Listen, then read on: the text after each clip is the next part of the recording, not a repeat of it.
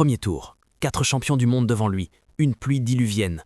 60 secondes plus tard, il mène la course. Ce jour-là, Ayrton Senna a prouvé qu'il n'était pas humain. Imaginez, vous êtes au volant d'une Formule 1. Il pleut si fort que vous distinguez à peine devant vous.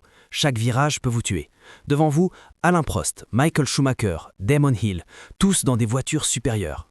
Que faites-vous? Pas si vous êtes Ayrton Senna. Donington Park, avril 1993.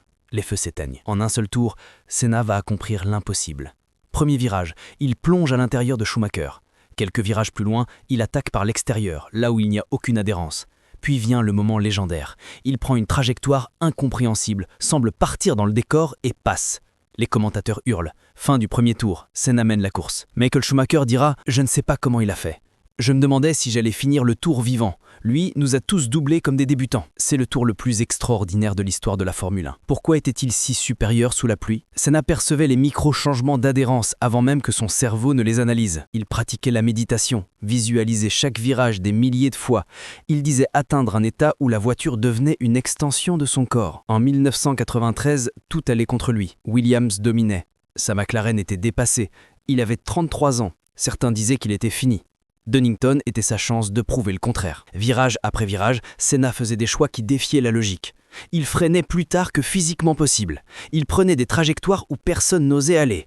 C'était des échecs à 300 km/h, 4 dépassements, un tour. L'histoire était écrite. Mais voici la vérité. Ce tour de génie était aussi un cri de désespoir. Senna n'avait plus la meilleure voiture. Alors il a tout misé sur ce que personne ne pouvait lui enlever.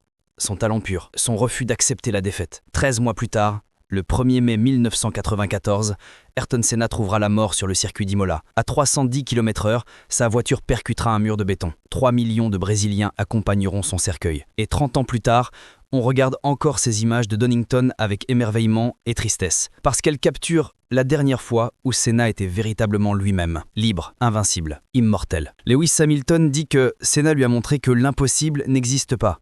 Parce que ce tour, c'est la preuve que quand le talent rencontre l'obsession, l'humain peut transcender ses limites. Ayrton Senna est mort il y a 30 ans, mais chaque fois qu'un pilote prend un risque insensé sous la pluie, chaque fois que quelqu'un regarde ces images et se dit « Comment est-ce possible ?», Senna est encore là, le tour qui a défié la physique, l'homme qui a défié la mort, jusqu'au jour où la mort a gagné.